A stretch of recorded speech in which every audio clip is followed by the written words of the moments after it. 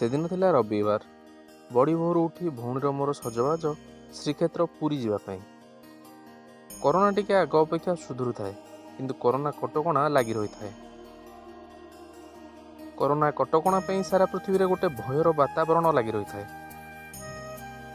Corona ଏବେ ଟିକେ ସୁଧୁରିଲାଣି। ଦୋକାନ, ବଜାର, ମଲ୍ ଏବଂ ଦୈନନ୍ଦିନ ଜୀବନଯାପନ କଟକଣା ମଧ୍ୟରେ ଖୋଲିଲାଣି। ସେହି କ୍ରମରେ ବିଭିନ୍ନ ମନ୍ଦିର ମଧ୍ୟ କଟକଣା ମଧ୍ୟରେ ଖୋଲିଛି। ବହୁତ ଉତ୍ସାହ ସହିତ ଆମେ ଭାଇ ଭଉଣୀ ଭୋରୁ ଉଠି ବାହାରିଲୁ ପୁରୀ ପ୍ରଭୁ ଶ୍ରୀ ଜଗନ୍ନାଥଙ୍କ ଦର୍ଶନ ପାଇଁ। କାରଣ କରୋନା କଟକଣା 2 ବର୍ଷ ଲାଗିଥିବାରୁ ପୁରୀ ଯିବା ସମ୍ଭବ ହୋଇପାରିନଥିଲା। ମନରେ ବହୁତ ଖୁସି, ପ୍ରଭୁଙ୍କ ଦର୍ଶନ ହେବ। ସେ ଖୁସି ଗୋଟେ ଭକ୍ତ ହିଁ ବୟାନ କରିପାରିବ। କଥାରେ ଅଛି, କାଳିଆର ଡୋରି ନ ଲାଗିଲେ ତା ପାଖକୁ ଯିବା ଅସମ୍ଭବ। ପ୍ରଭୁଙ୍କ ଦର୍ଶନ ପାଇଁ ଖୁସିରେ ବାହାରି ପଡ଼ିଲୁ ଭାଇ ଭଉଣୀ। ମନରେ କେତେ ଖୁସି, ଆଜି ଜଗାକୁ ଦେଖିବୁ, ନିଜର ଦୁଃଖ ଜଣାଇବୁ, ତାଙ୍କ ପାଖରେ କେତେ ଅଭିମାନ କରିବୁ। ଭଉଣୀ କହୁଥାଏ, ଆଜି ଜଗା ପାଖରୁ ଦେଖିବି, ବହୁତ ଦିନ ହେଲା ଜଗାକୁ ଦେଖିନି। ଏମିତି ଭାବରେ ଆମେ ଯାଇ ପହଞ୍ଚିଲୁ ମା ବାଟମଙ୍ଗଳଙ୍କ ଠାରେ। ସେଠାରେ ମାଙ୍କ ଦର୍ଶନ କରି ମନ୍ଦିର ଅଭିମୁଖେ ବାହାରିଲୁ। ବଡ଼ଦାଣ୍ଡରେ ଶ୍ରୀମନ୍ଦିର ନେତ ଦେଖି ଖୁସିରେ ଆମେ 2 ଜଣ ଆତ୍ମହରା ହୋଇଗଲୁ। ଜୟ ଜଗନ୍ନାଥ କହି ମନ୍ଦିର ଆଡ଼କୁ ଅଗ୍ରସର ହେଲୁ। ଯେତିକି ମନ୍ଦିର ପାଖ ହେଉଥାଏ, ଖୁସି ଆହୁରି ବଢ଼ି ଯାଉଥାଏ। ଭଉଣୀ କହୁଥାଏ, ଗାଡ଼ି ଷ୍ଟାଣ୍ଡରେ ରଖିଦେବୁ, ଆଜି ବହୁତ ସମୟ ଜଗନ୍ନାଥଙ୍କୁ ଦର୍ଶନ କରିବା ଏବଂ ଅଭଡ଼ା ମନ ଭରି ଖାଇବା। ମନ୍ଦିର ନିକଟରେ ଭାଇ ଭଉଣୀ ପହଞ୍ଚିଲୁ। ସେତେବେଳକୁ ଦିନ ପ୍ରାୟ 11ଟା। ସିଂହଦ୍ୱାର ପାଖରେ ପହଞ୍ଚି ଦେଖିଲୁ ବ୍ୟାରିକେଡ୍ ପଡ଼ିଥାଏ।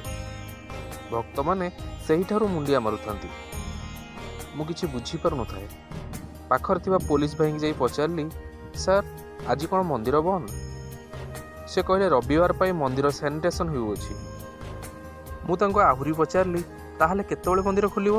କାରଣ ଜଗାକୁ ଦେଖିବା ପାଇଁ ମନ ବ୍ୟାକୁଳ ହେଉଥାଏ। ସେ କହିଲେ, ଆଜି ମନ୍ଦିର ସମ୍ପୂର୍ଣ୍ଣ ବନ୍ଦ। ଏକଥା ଶୁଣି ହଠାତ୍ ମୋ ଆଖିରୁ ଲୁହ ଆସିଗଲା। ଯାଇ ଭଉଣୀକୁ ମନ୍ଦିର ବନ୍ଦ କଥା କହିଲି। ସେ ବି ବହୁତ ମନ ଦୁଃଖ କଲା।